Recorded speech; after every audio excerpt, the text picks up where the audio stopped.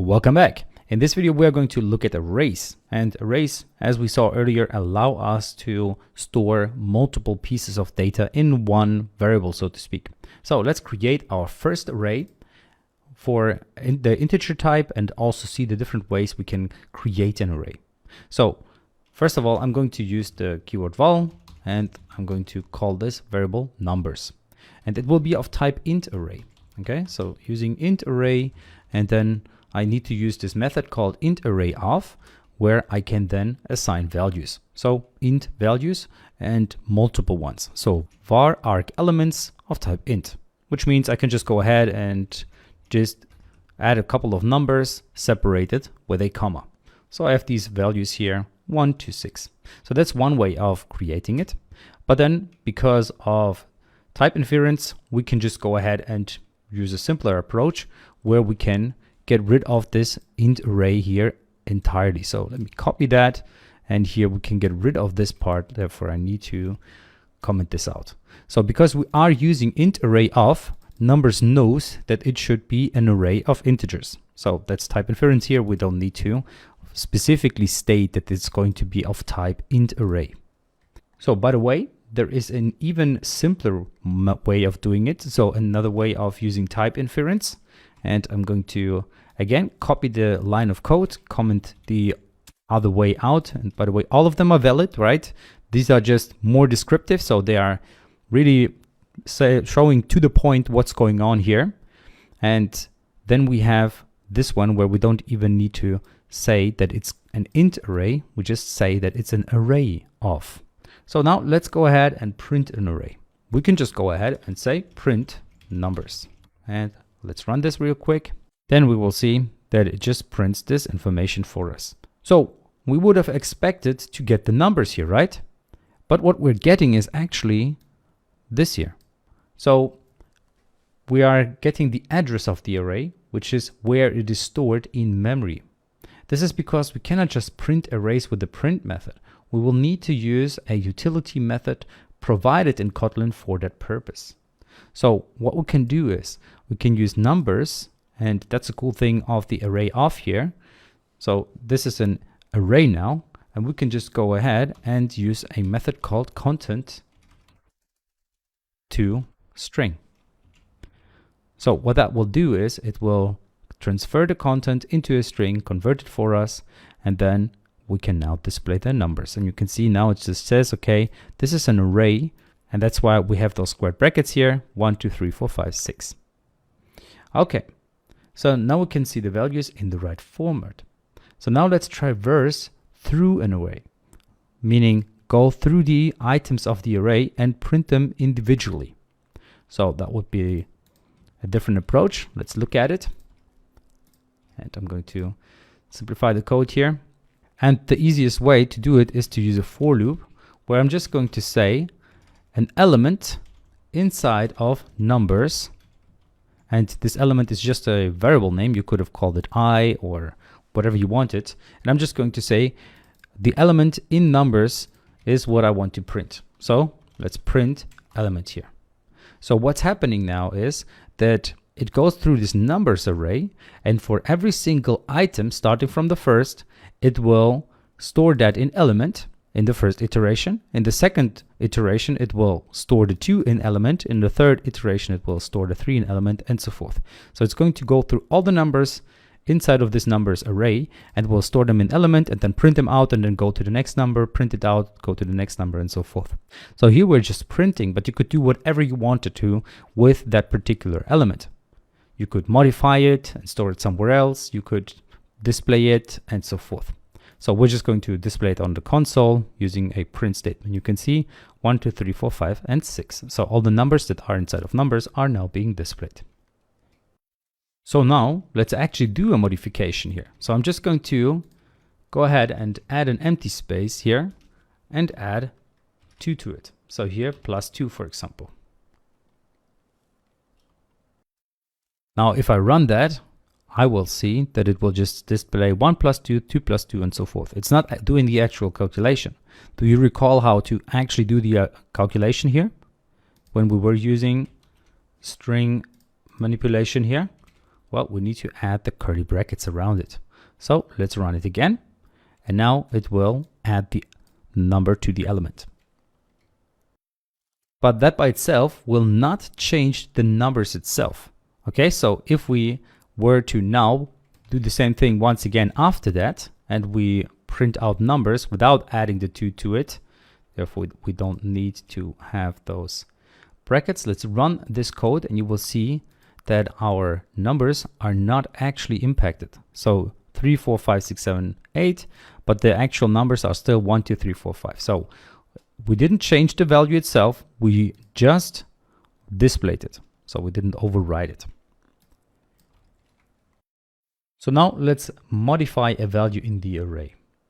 And since arrays are indexed based on starts counting from 0, it means the position of 1 in our array is going to be 0, the index of 2 or the position of 2 will be 1, and so forth. It's a little confusing, but let's look at it in order to understand it a little better.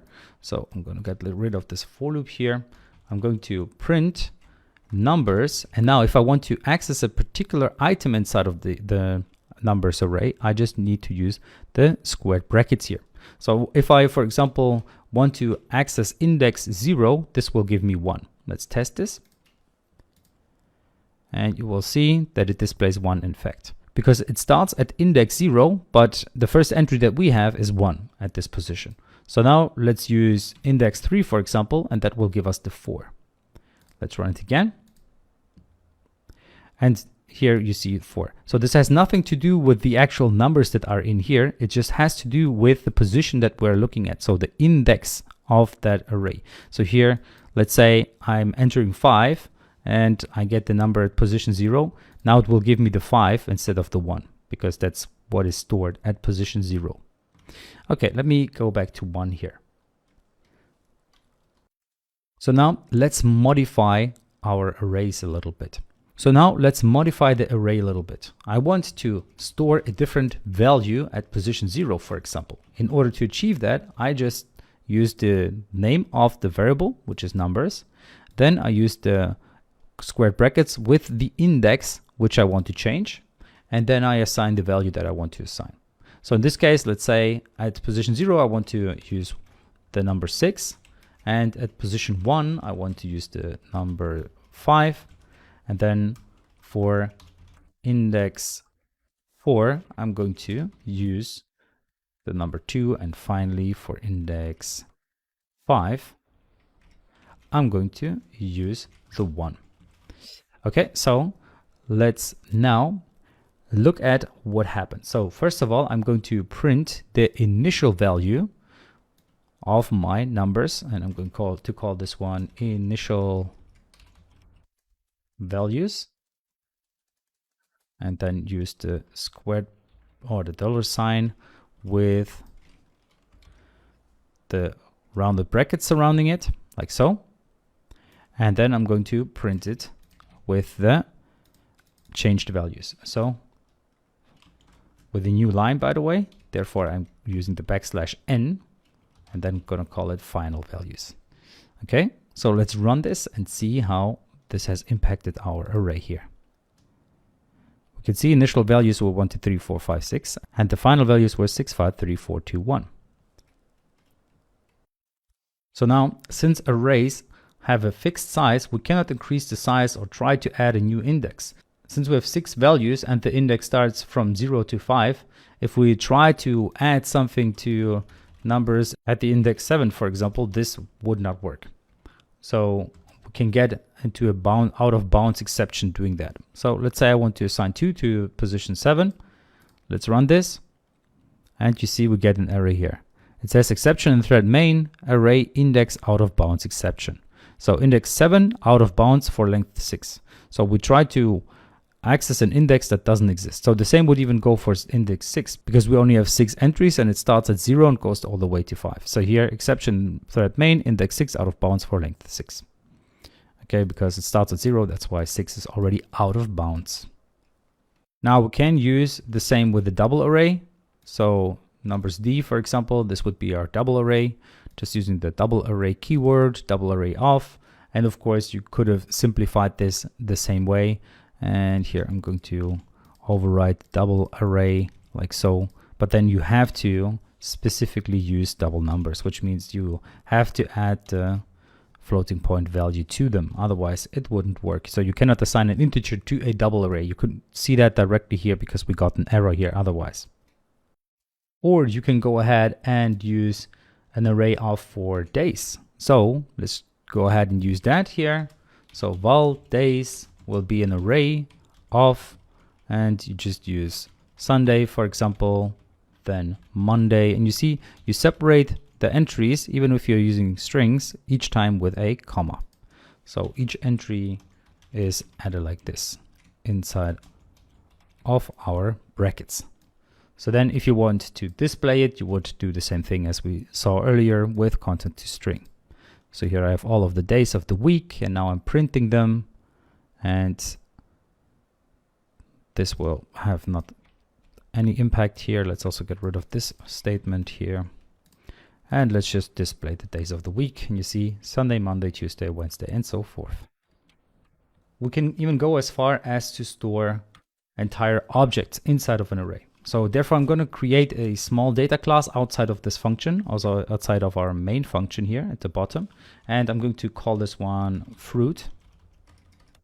And this fruit will need a name, so val name of type string, and it will need a price, for example, of type double.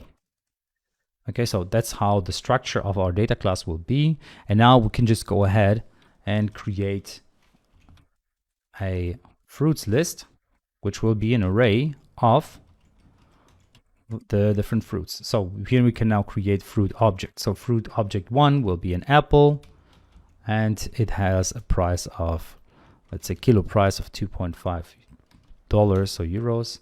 And then we create another fruit, which will be, for example, grape, and that will then cost 3.5 euros per kilo, just as an example. And we can print the fruits in the same way as we would with the days. So here, let's just print fruits with content to string, and let's run it real quick. And we can see here we have the fruit name apple, price 2.5, and the other fruit grape, and so forth. This will be super useful, and we're going to use that quite a bit in the future. Now, you can also access individual items of that fruit and print it. Instead of printing all the fruits content, you can just go ahead and just display the fruit's name. Okay, so I can just go ahead and say where the fruit is, at which index.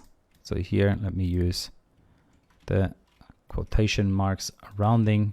Basically, I'm saying fruits, give me the index as well. And in order to get the index, we of course need to use a for loop. So for index in fruits, and then indices. This gives me the indexes, like so. And then inside I want just to print the index. So this doesn't give me the fruit itself, but it gives me the index, so the position of the fruit. So here I want to get the name of the fruit at a particular index. That would be a way. And let me add the quotation here as well. This is one way to get the indexes, but if you just want to get the fruits, there is an easier way. You can just use a for loop where you go through each individual fruit inside of fruits, and you just print the fruit name. So here you can just go ahead and say fruit.name.